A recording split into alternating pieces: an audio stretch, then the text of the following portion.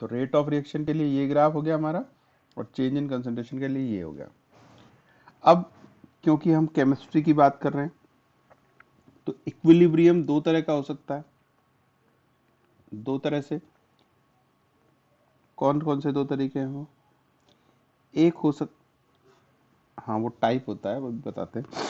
एक होता है फिजिकल में, यानी कोई फिजिकल चेंज हो रहा है। एक हो सकता है फिजिकल में।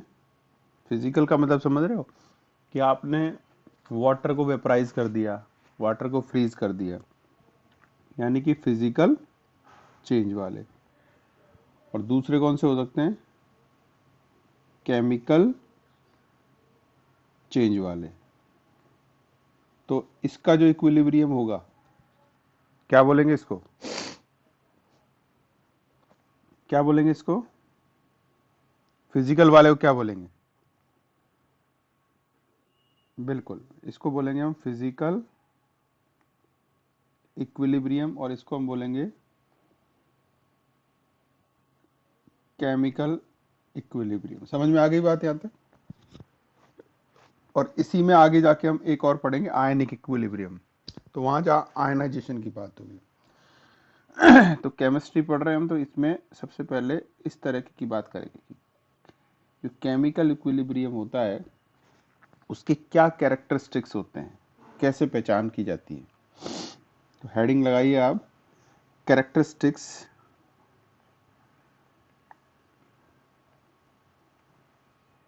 ऑफ क्या? Chemical equilibrium. कर दें स्टार्ट? अच्छा, अब मैं आपसे सवाल पूछता जाऊंगा, आप भी बताते जाइए। अच्छा, ये बताओ कि जो केमिकल इक्विलिब्रियम होगा वो डायनेमिक होगा नेचर में या स्टैटिक होगा? बताओ। केमिकल इक्विलिब्रियम डायनेमिक होगा? डायनेमिक होगा। क्यों होगा? क्योंकि कंसंट्रेशन लगातार चेंज होता रहेगा। सबसे पहला पॉइंट ये है, डायनेमिक इन नेचर। इसको हम कैसे लिख सकते हैं? क्योंकि क्यों होता है डायनेमिक? क्योंकि reactant and product concentration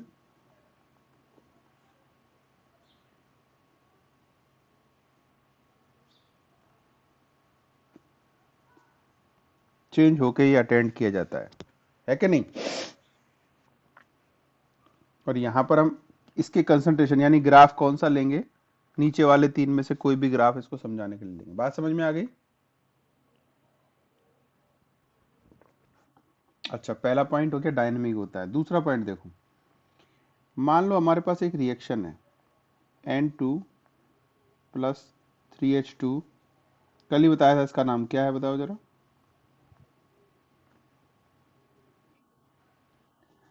Haber's process है अमोनिया बनाने के लिए। इसको याद कर लो, बार बार आएगा ये हैबर्स प्रोसेस है। हैबर्स प्रोसेस है। देखो ये, अब ये जो रिएक्शन है ना, ये दिखा रहा है कि नाइट्रोजन रिएक्शन कर रहा है हाइड्रोजन से, बना रहा है अमोनिया। और ये साइड कह रहा है कि अमोनिया डिकम्पोज हो रहा है, बना रहा है नाइट्रोजन और हाइड्रोजन। तो इसमें क्या है कि देखो, इस साइड से चलकर फॉरवर्ड डायरेक्शन में चलकर भी इक्विलिब्रियम आ सकता है, और बैकवर्ड डायरेक्शन में भी चलकर भी इक्विलिब्रियम आ सकता है। ठीक है ना? क्लियर? यानी कि आप इक्विलिब्रियम को किसी भी डायरेक्शन से अटेंड कर सकते हैं। तो सेकंड पॉइंट यही है, इक्विलिब्रियम। कौन सा equilibrium? Chemical can be achieved, can be achieved from either side. किसी भी साइड से आप इसको अचीव कर सकते हो। क्लियर हो गई बात?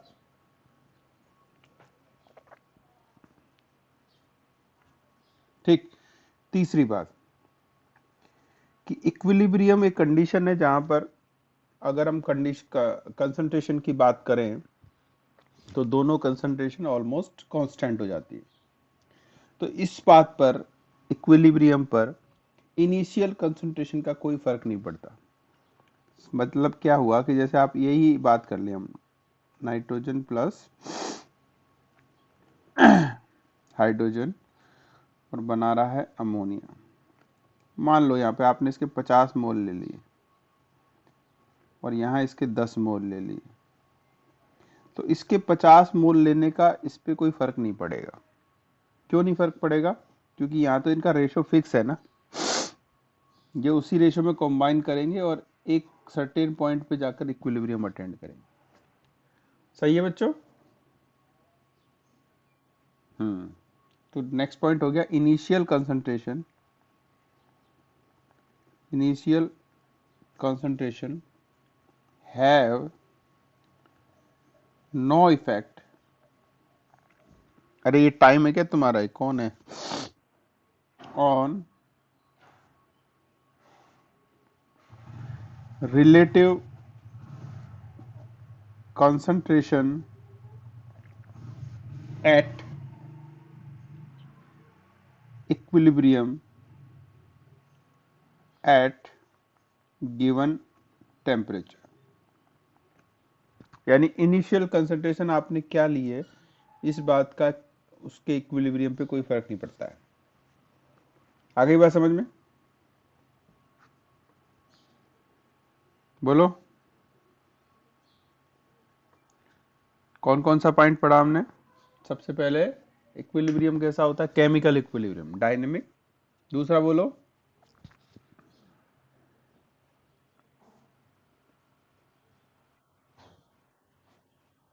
किसी भी साइड से अचीव हो सकता है। दूसरा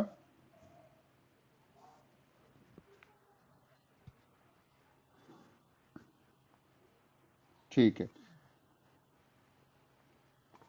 अब देखो, अगर हम कोई रिएक्शन ओपन वेसल में करवा रहे हैं,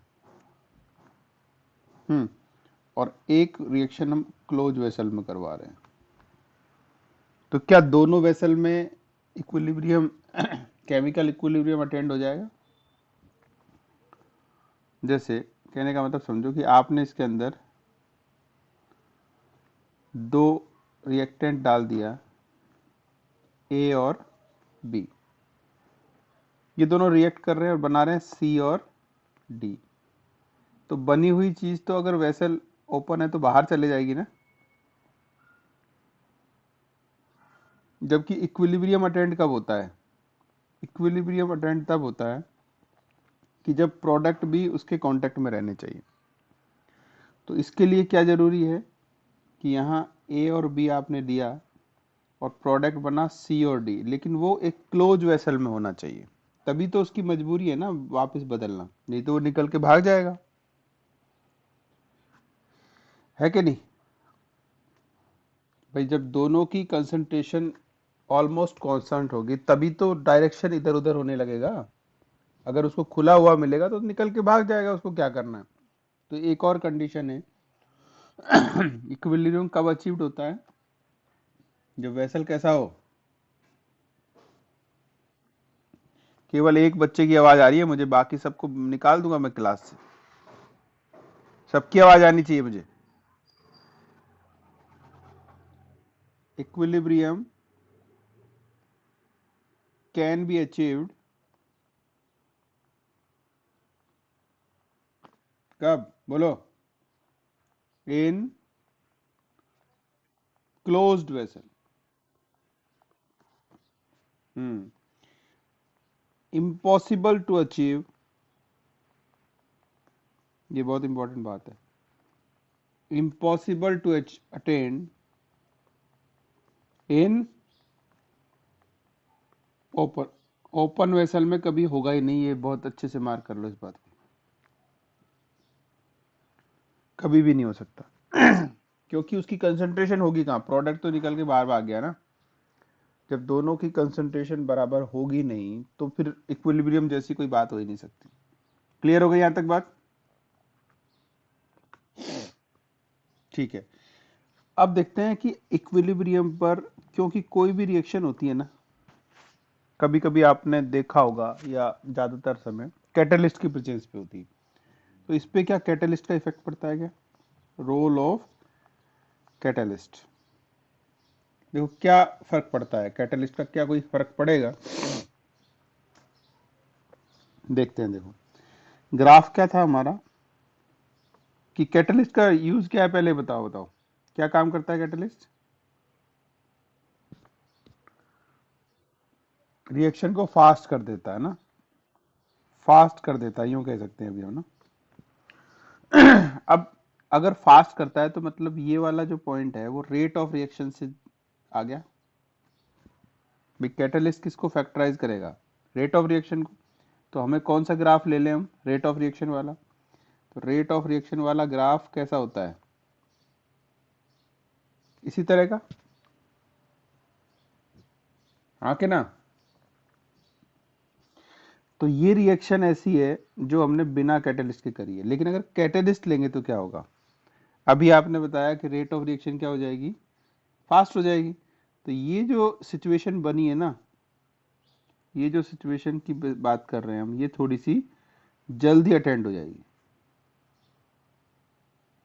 इस तरह से। इक्विलिब्रियम तो वहीं आना है, लेकिन फर्क क्या पड़ेगा? जल्दी अटेंड हो जाएगा। क्लियर है कि नहीं? क्यों? क्योंकि इसने दोनों रिएक्शन को फास्ट किया है। क्या लिख सकते हैं हम?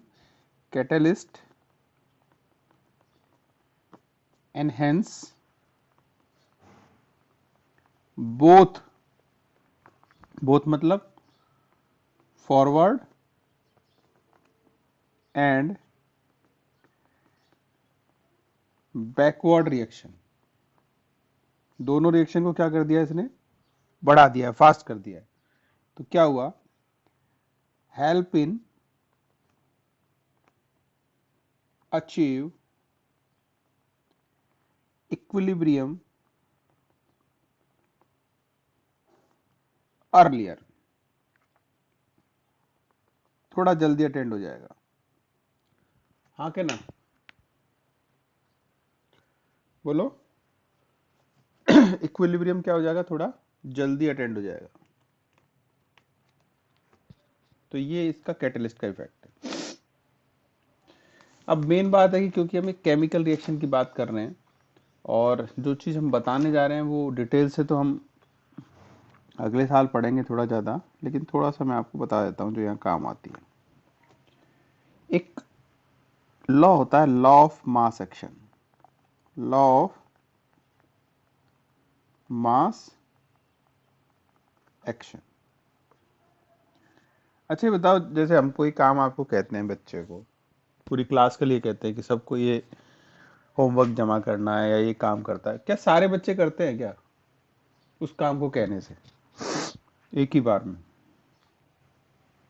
कौन करता है? कुछ करते हैं या मैक्सिमम करते हैं। अच्छी क्लास है तो क्या मैक्सिमम कर लेंगे, पर दो चार तो ऐसे होंगे वो नहीं करेंगे।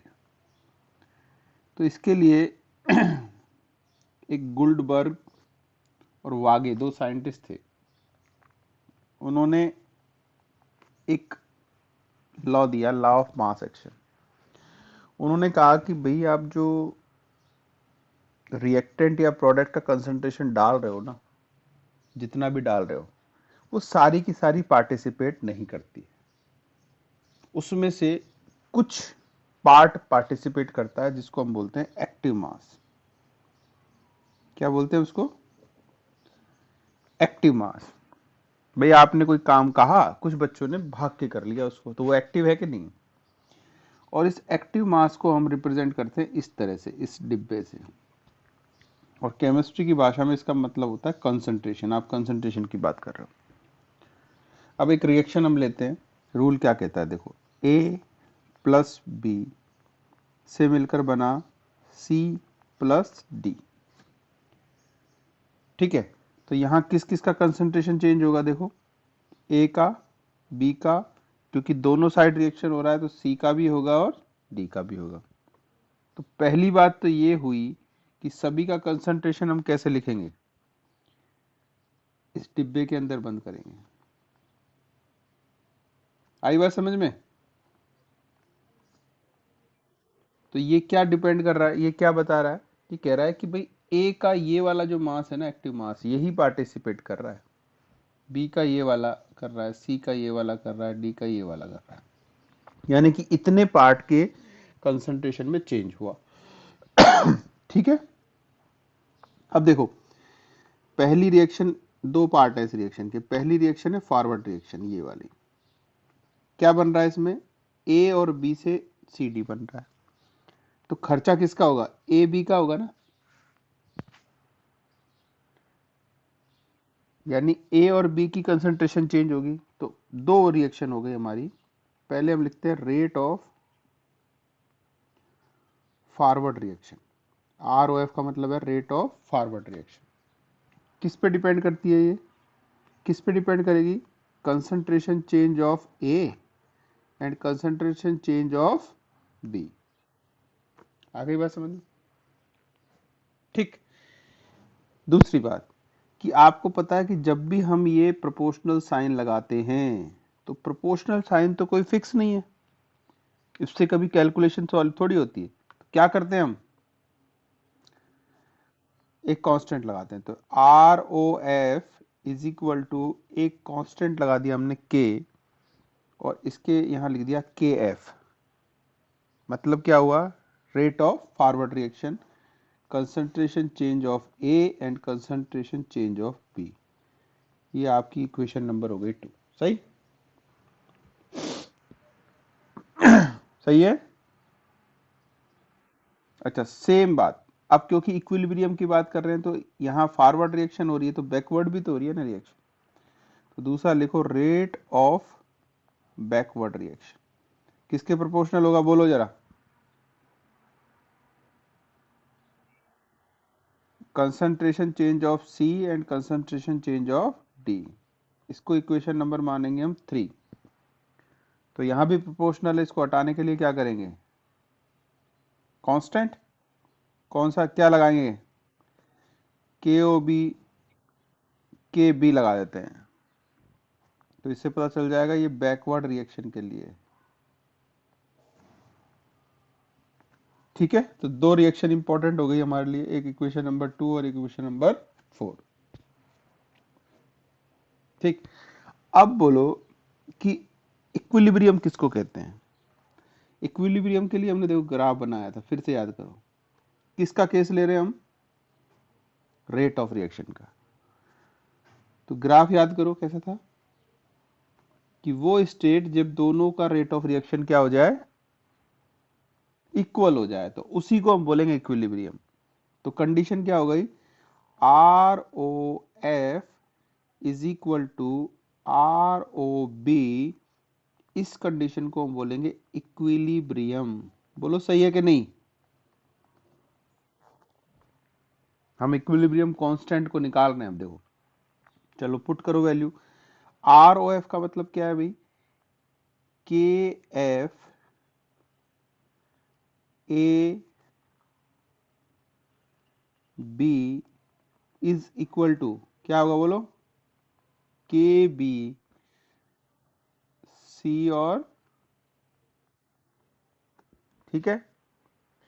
अब हम क्या करते हैं? के को, क्योंकि देखो ये दो अलग अलग रिएक्शंस हैं, समझो, एक फॉरवर्ड रिएक्शन एक बैकवर्ड रिएक्शन है। लेकिन इक्विलिब्रियम कब अटेंड होता है? जब दोनों को हम मिला देते हैं। दोनों रिएक्शन को मिलाएंगे तभी तो होगा ना।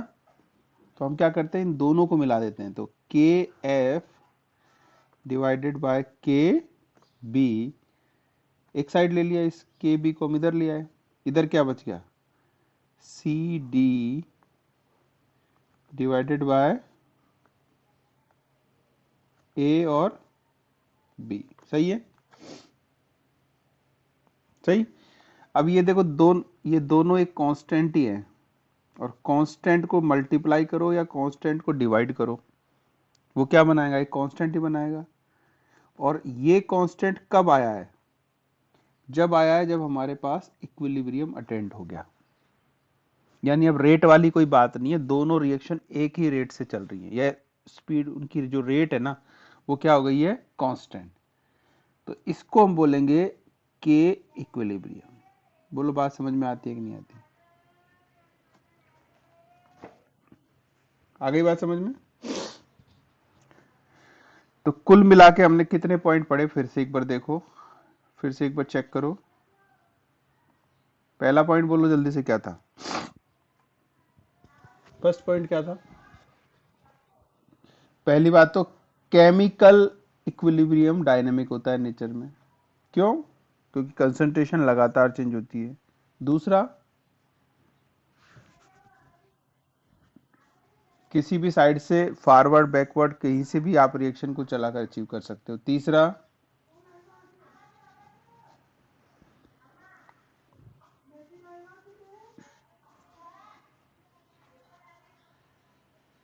मतलब आप कोई भी कितना भी कंसंट्रेशन ले लो, उस पे उसका कोई फर्क नहीं पड़ेगा। चौथा,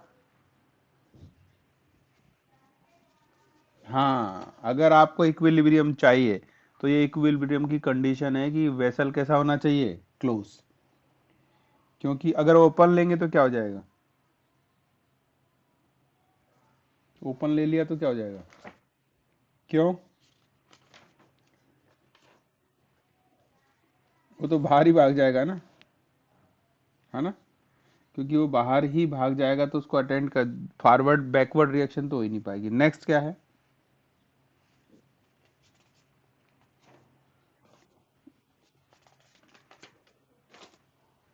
हाँ, कैटलिस्ट अगर आप यूज कर रहे हो किसी रिएक्शन में, देखो अभी क्या है ना, हम सभी रिएक्शन के लिए इक्विलिब्रियम कांस्टेंट निकालना सीखेंगे। तो कंडीशन हमको चेक कर रहे हैं पहले। तो अगर आप रिएक्शन कैटलिस्ट की प्रेजेंस में हो रही है तो आपका इक्विलिब्रियम अटेंड होगा, लेकिन वो थोड़ा जल्दी हो जाएगा। क्यों? क्योंकि वो दोनों रिएक्शंस को फास्ट कर देता है। नेक्स्ट,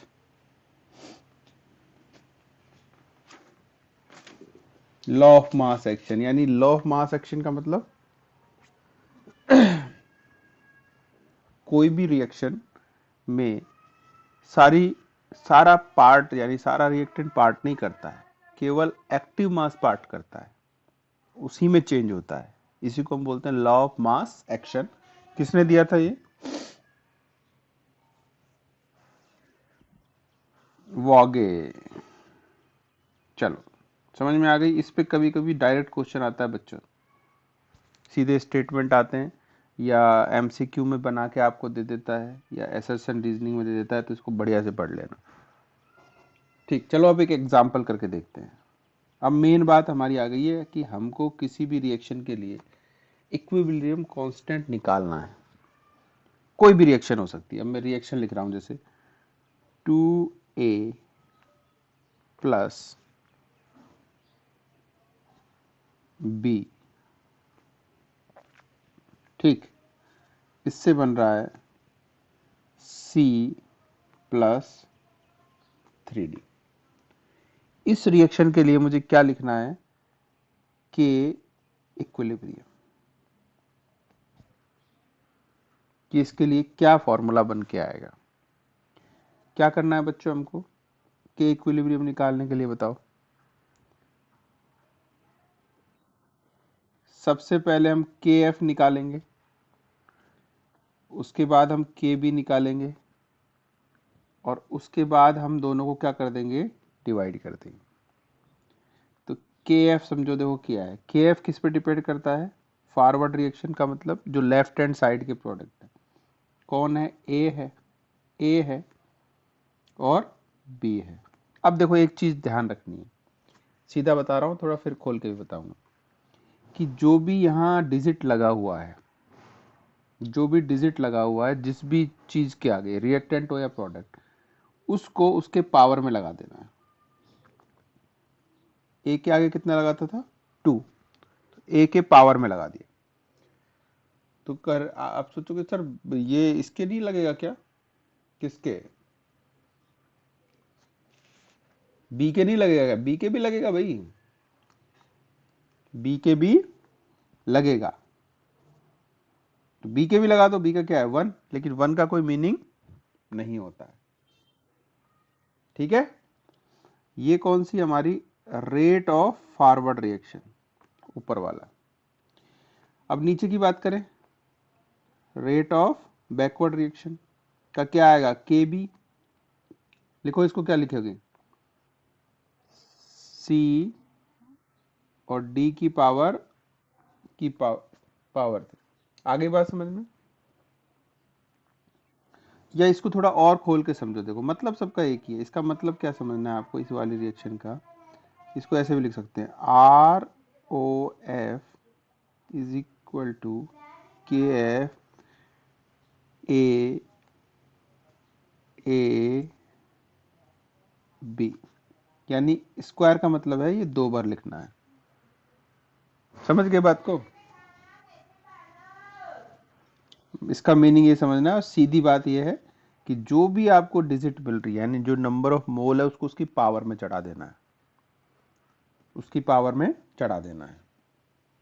तो निकालें अब हम इसका, क्या निकालना है बताओ, हमको निकालना है के इक्विलिब्रियम निकालना है। के एफ वगैरह तो निकाल लिया, ठीक।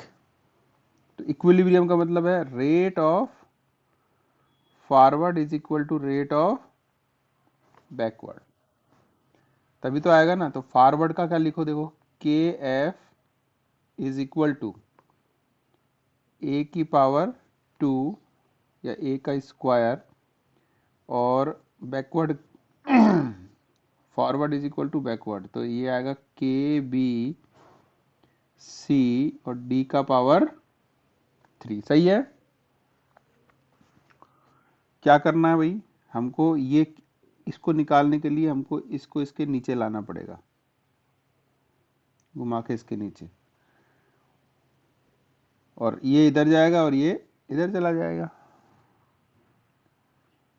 तो के इक्विलिब्रियम इज इक्वल टू क्या हो गया, के फॉरवर्ड अपॉन के बैकवर्ड, क्या बच गया, सी डी का क्यूब अपॉन ए का क्यूब स्क्वायर अपॉन बी। तो ये इसके लिए आपको आ गया इक्विलिब्रियम कांस्टेंट। बोलो सही है कि नहीं है। तो इस तरह से हम किसी भी रिएक्शन का लिख सकते हो, ये बहुत आसान चीज है कि नहीं, बोलो। किसी भी के लिए हम इक्विलिब्रियम कांस्टेंट निकाल सकते हैं, आसान सी बात है नहीं। चलिए कोई बात नहीं, यहां तक कोई दिक्कत किसी को। चलो अब आगे बढ़ते हैं, देखो, यानी हम अब पढ़ के आ गए इक्विलिब्रियम कांस्टेंट, समझ में आ गया हमको। इक्विलिब्रियम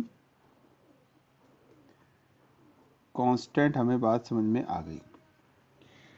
और ये किससे निकाला हमने, लॉ ऑफ मास एक्शन से, हाँ के ना। और इसको आगे अगले साल आप एक डिटेल से पढ़ोगे, एक चैप्टर होगा जिसका नाम है केमिकल काइनेटिक्स, डिटेल से पढ़ेंगे इन सब के बारे में। तो अभी हम बता दिया लॉ ऑफ मास एक्शन होता क्या है और कैसे निकालते हैं। ठीक है। इक्विलिब्रियम कांस्टेंट डिफाइन करना हो तो क्या बोलेंगे बताओ, क्या है ये। इसको डिफाइन करना हो तो लिखेंगे, जानते हैं के ई क्यूब क्या होता है, के फॉरवर्ड अपॉन के। तो डिफाइन करना पड़े तो कैसे लिखेंगे बताओ, क्या है equilibrium, it is ratio of rate constant of, forward नहीं, रेट कांस्टेंट की बात करो, rate constant of forward reaction to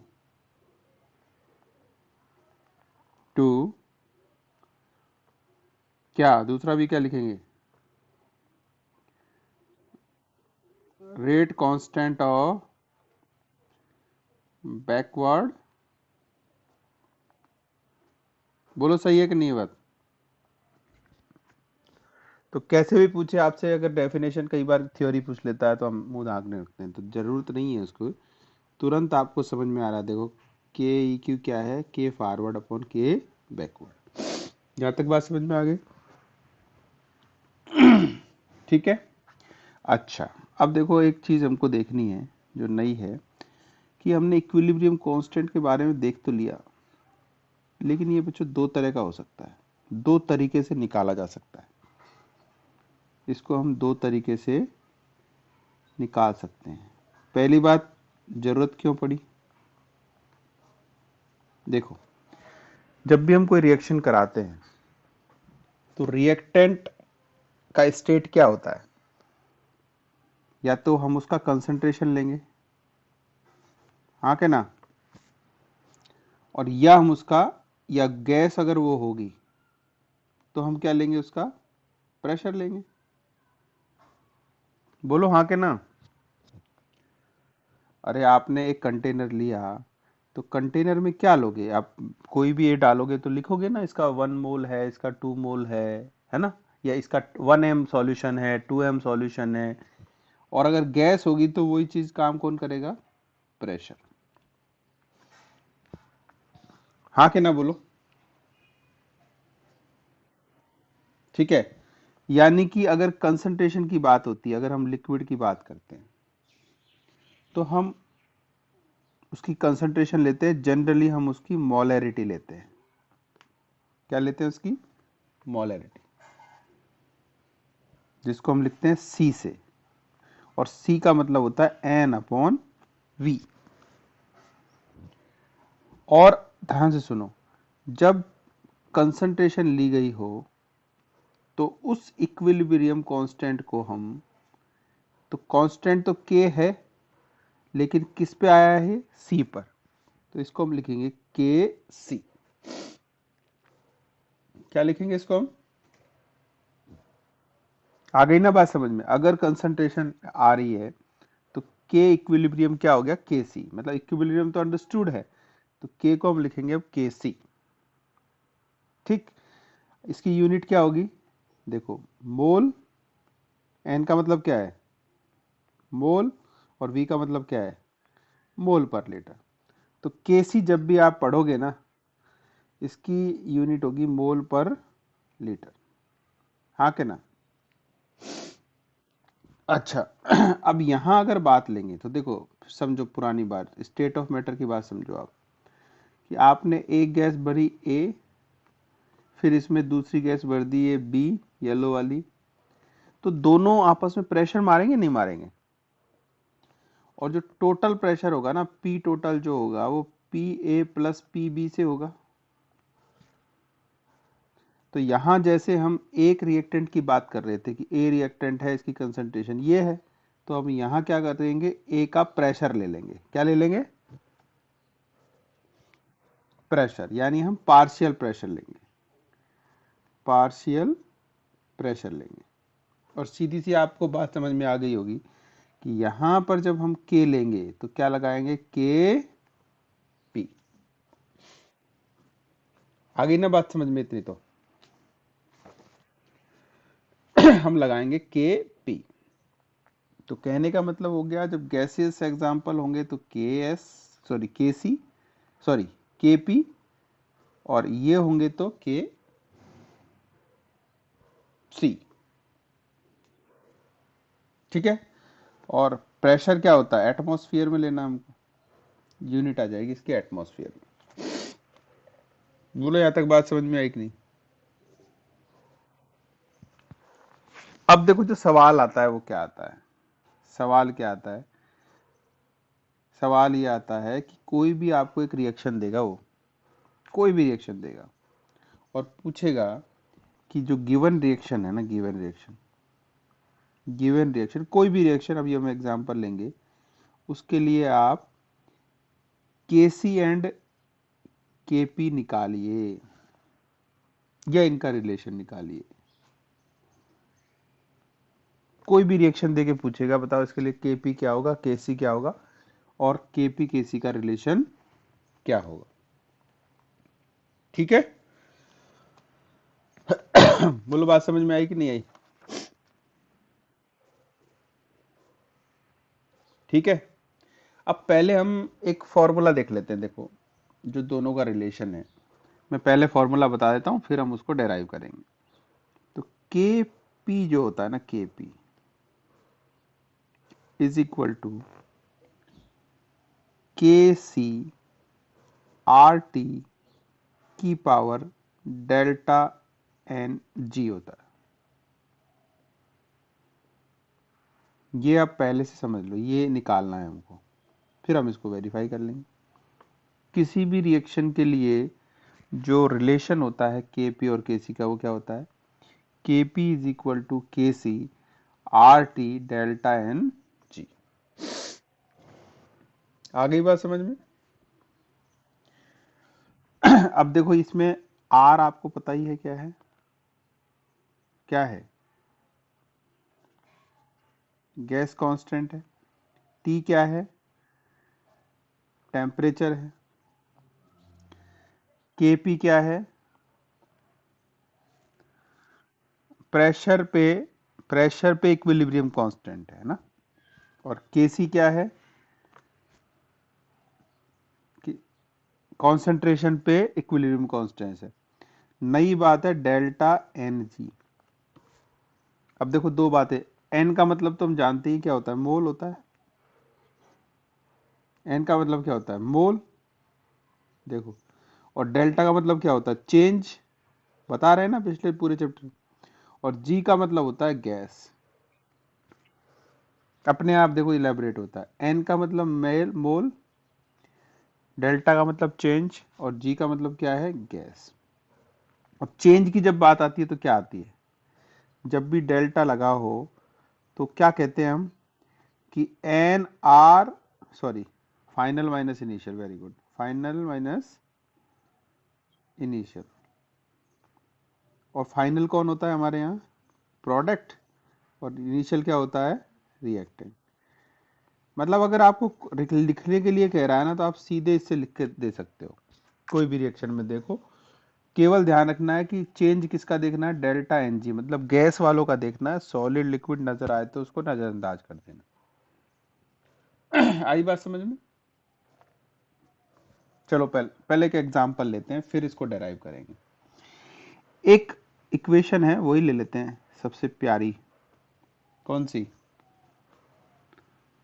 सबसे प्यारी रिएक्शन जो है, हैबर्स की ले लेते हैं। +3H2 गैस, क्या बन रहा है, 2NH3 और गैस। ये आपको दे दिया रिएक्शन। पूछ रहा है, बताओ भाई क्या रिलेशन पूछ रहा है, केपी एंड केसी का रिलेशन निकालो आप। तो जानते हैं हम तो, रिलेशन का फॉर्मूला तो हमको पता ही है ना। पहले हम अप्लाई कर रहे हैं, उसके बाद निकालेंगे वो कैसे आया था। देखो, के पी इज इक्वल टू क्या है, बोलो, के सी आर टी की पावर डेल्टा एन जी। ये तो पुट क्या करना है हमको, खाली एक ही चीज पुट करनी है, डेल्टा एन जी। क्या पुट करना है, डेल्टा एन जी। तो N P minus N R. अच्छा देखो, कितने मोल हैं, प्रोडक्ट कौन है, अमोनिया। कितने मोल है इसके, 2। अच्छा, रिएक्टेंट देखो, देखो सबसे पहले सबको सेलेक्ट करना है हमको। क्यों करना है, कि हम हर गैस ही इसको सेलेक्ट करेंगे। ये भी गैस है, ये भी गैस है, और ये भी गैस है, तो सबको सेलेक्ट करना है। तो इस साइड आ गए 2, और इस साइड देखो 3+1, तो कितने आ गए, 4। वैल्यू आ गई -2। तो डेल्टा एन जी की वैल्यू आ गई -2। सही, रख दो वैल्यू। के P is equal to K C R T की पावर -2। सही। यानी कि डेल्टा एन जी जो है वो क्या है, 0 से कम आया, माइनस आया तो, अरे माइनस वैल्यू का मतलब क्या है, 0 से कम है, कम है। तो इस कंडीशन में क्या होगा, Kp Kc से बड़ा होगा छोटा होगा? Kp is less than Kc, सही कि नहीं बोलो? अब आपसे ना कुछ भी देके ये पूछ सकता है, ये पूछ सकता है, ये पूछ सकता है, ये पूछ सकता है, तो आप अलर्ट रहिए बस खाली। तो एक रिएक्शन के लिए ये हो गया। अब हर रिएक्शन के लिए अलग हो सकता है। किसी के लिए देखो क्या आएंगे, अभी आया Kp is less than Kc, किसी के लिए आएगा Kp is greater than Kc, किसी के लिए आएगा Kp is equal to Kc। तो आपको ट्रिक तो समझ में आई गई होगी। अगर प्रोडक्ट बड़ा है तो Kp ग्रेटर आएगा, समझ में आई बात? प्रोडक्ट का नंबर ज्यादा है, मोल ज्यादा है, तो Kp ज्यादा आएगा, और अगर कम है तो Kp कम आएगा, और दोनों बराबर है तो Kp और Kc क्या होंगे? इक्वल होंगे। ठीक, चलो एक और एग्जांपल लेते हैं, दूसरी रिएक्शन ले लेते हैं हम। H2 gas plus I2 gas to HI gas. सही, निकालो इसके लिए, चलो निकालो इसके लिए सब, और जवाब दो मुझे सारे बच्चे। 2-3 बच्चे जवाब देते हैं, बाकी देख रहा हूं मैं कोई नहीं बोल रहा है, सब एब्सेंट माने जाएंगे। निकाला? फॉर्मूला तो हाँ देखो, Kp Kc RT delta Ng। देखो पूरा दिमाग कहीं लगाना ही नहीं है हमको, बस ये फॉर्मूला चाहिए। निकालना क्या है हमको? केवल निकाल क्या है बताओ? निकालना है हमको केवल डेल्टा Ng। तो डेल्टा Ng क्या होता है? क्या होता है बोलो? N P minus N R. अब एन पी का मतलब समझो ये प्रोडक्ट है, ये वाला पार्ट क्या है? प्रोडक्ट, और इसके भी मोल देखने हैं आपको, कितने हैं? 2। ये वाला पार्ट रिएक्टेंट है, इसका मोल 1 प्लस 1, कितने हो गए? 2। तो मतलब 2 माइनस 2 इज इक्वल टू क्या हो गया? 0। तो डेल्टा एन जी क्या आ गया? 0। तो के P is equal to K C R T की पावर क्या आ गया? 0। तो ये क्या हो गया? ये तो वैसे ही कांस्टेंट था, तो क्या रह जाएगा? के P is equal to K सी। सीधा आपको मतलब निकालो ना निकालो आंसर तो पता चल ही जाता है। जब नंबर ऑफ मोल इक्वल हो तो बराबर आएगा, प्रोडक्ट का ज्यादा हो तो केपी ज्यादा आएगा। यूं ही याद कर लो ना, सीधा पी से प्रोडक्ट याद कर लो, के पी से याद कर लो प्रोडक्ट। ये बड़ा कब होता है? जब प्रोडक्ट का नंबर ज्यादा हो। छोटा कब होता है? जब प्रोडक्ट का नंबर छोटा हो। याद रहेगा? चलो एक और एग्जांपल लेते हैं जिसमें ये वैल्यू उल्टी आ जाए। एक और वैल्यू देखते हैं जिसमें ये वैल्यू उल्टी आ जाए। एक और रिएक्शन देखते हैं। वो रिएक्शन क्या है अभी? क्वेश्चन नंबर 3 देख लेते हैं।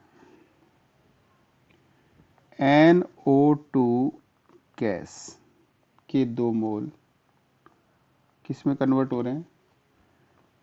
N2O4 गैस के 1 मोल में। देखो देखते ही समझ में आ रहा होगा, जिसको समझ में आ गई ना चीज वो देखते ही निकाल देगा। डेल्टा Ng क्या होगा इसके लिए बोलो?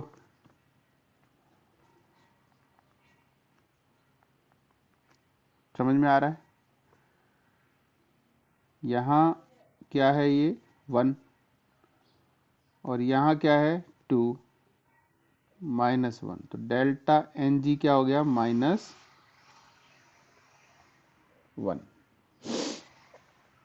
ठीक है,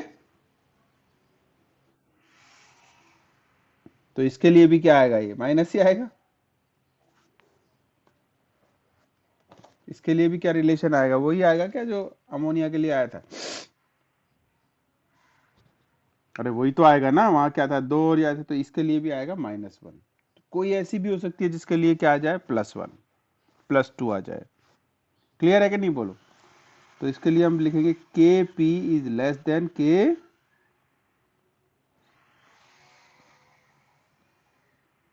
हो गई बात पूरी, बोलो क्लियर है कि नहीं। चलो एक छोटा सा सवाल है, एक छोटा सा सवाल है जो कि एक बार जेईई में आया था, इसी से रिलेटेड। एक रिएक्शन है SO2 gas plus half O2 gas, reversible, product क्या बनेगा, SO3 गैस। देखो पहली बात तो ये समझ लेना, जिस भी रिएक्शन के लिए केपी केसी निकाल लो ये जरूर देख लेना इक्विलिब्रियम लिखा हो, क्योंकि इक्विलिब्रियम कांस्टेंट उसी का होता है जो रिएक्शन इक्विलिब्रियम पे होती है। सही। अब रिलेशन तो हमको पता ही है, KP is equal to K C R T, इसने कह दिया आर टी की पावर एक्स है, क्या है एक्स, और हम जानते हैं कि एक्स क्या है, डेल्टा एन जी है। अब ये कह रहा है कि find the value of x, x की वैल्यू फाइंड करनी है, एंड योर ऑप्शन आर 1/2, 3/2, -12। इस तरह के सवाल बहुत आते हैं जिसमें वैल्यू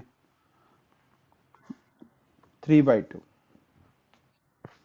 सी ऑप्शन समझ में आ गया। अब देखो कितना आसान है, अगर कंसेप्ट दिमाग में बैठ गया तो आसान है। और ये जेई का सवाल है, देखो कि हम किस टॉपिक को कितना गहराई से समझ रहे हैं, देख रहे हैं, इसी पे डिपेंड करता है, इससे ज्यादा कुछ है नहीं। तो क्या आंसर आ रहा है बच्चों, बोलो। -12 आ रहा है। चलो जिनसे नहीं हुआ होगा उनके लिए बता दूं, K P K C R T N G निकालना है ना, डेल्टा एन जी कितना आएगा यहाँ के लिए, इसका है 1 और इसका है 3/2, 1 प्लस हाफ 3/2, कितना बच गया, -12। तो डेल्टा एन जी क्या हो गया, -12। ये वैल्यू आ गई -12, और ये जो वैल्यू है वो इक्वल टू किसके है, एक्स के, और एक्स ही हमसे पूछा है, तो हमारा आंसर ये हो गया। बोलो क्लियर है कि नहीं है। ठीक है, लास्ट बात जो हमने, कि भाई ये जो रिलेशन है ना ये कैसे आया, इसको बता देते हैं हम। निकालना तो सीख गए होगे ना सब, कि रिएक्शन के लिए निकालना कैसे। अब एक बार देख लेते हैं ये रिलेशन आया कैसे। देखो दो अलग अलग बातें हैं, किसी रिएक्शन के लिए रिलेशन निकालना और आपस में रिलेशन डेराइव करना, ये डेरिवेशन है। क्या है, डेरिवेशन। देख लो, वैसे पूछता नहीं है, पूछता वही है क्या, कि किसी रिएक्शन के लिए निकालो रिलेशन बिटवीन केपी एंड केसी। अब वैसे तो हम इसको ए बी सी डी लिख के भी निकाल सकते हैं, पर हम कोई रिएक्शन लेके निकालते हैं ना, ठीक है। यानी कि आप ए की पावर ए ऐसे ऐसे करके भी निकाल सकते हो, पर हम इसको कोई एक रिएक्शन लेके ही समझते हैं। एक रिएक्शन है हमारे पास 2A gas plus 3B liquid plus 2C solid, D बना गैस और E बना गैस। समझ में आ गई रिएक्शन।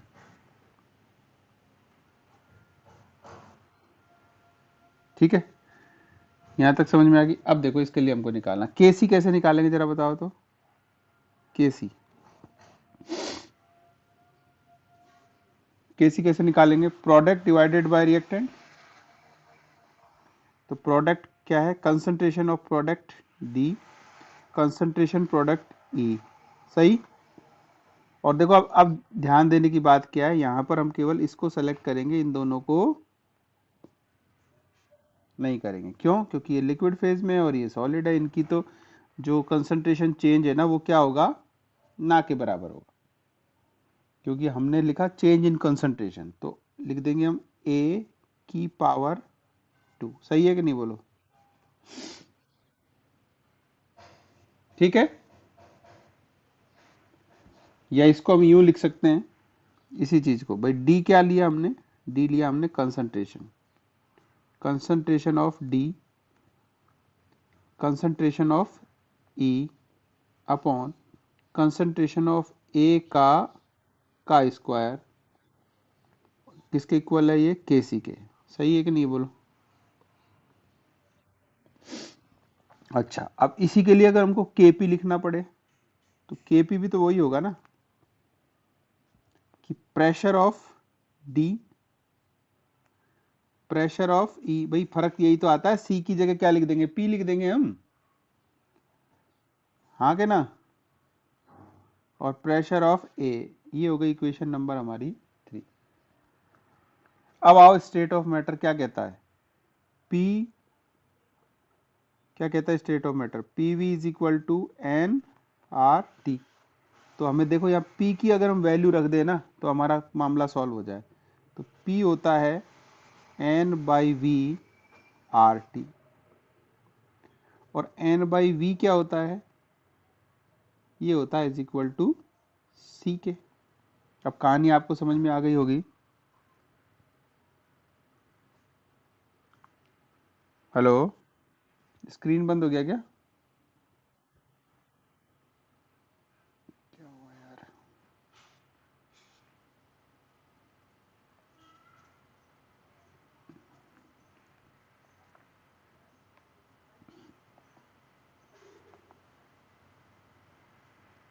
दिखा?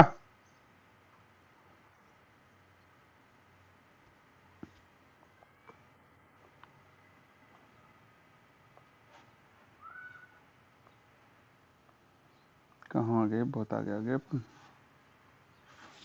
यहाँ आ गया ना, ठीक है ना, यहाँ तक यहीं थे हम। तो देखो ये आ गया, P इज इक्वल टू आ गया, P is equal to C R T, हम कह सकते हैं इसको।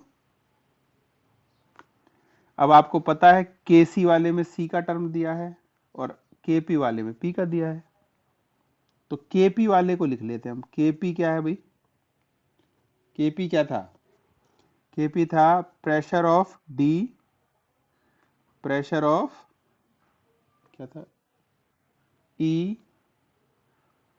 अपॉन प्रेशर ऑफ A का स्क्वायर। अब वैल्यू पुट कर दो, P की जगह जहां जहां P दिख रहा है ना वहां C लिख दो। तो क्या लिख देंगे, P को हम CD RT, है ना, CE RT, अरे बोलो सही है कि नहीं, CA RT का होल स्क्वायर। अब तो कहानी समझ में आ गई होगी आपको, जहां तक है। आई कि नहीं आई? चलो इसको डेराइव करना आ गया, आप कल मैं देखूंगा नहीं तो, ठीक है। समझ में आ गया होगा ना अब रिलेशन निकालना। भाई इनको सॉल्व करो, कैसा कर दो, केसी के इक्वल कर दो इसको, तो आपको अपने आप रिलेशन समझ में आएगा। ये आपका होमवर्क है, खत्म कीजिए, मेरी नेक्स्ट क्लास है अभी। चलो जल्दी से मुझे अटेंडेंस भेज दो, और इसको कंप्लीट करना डेरिवेशन को, नहीं आएगा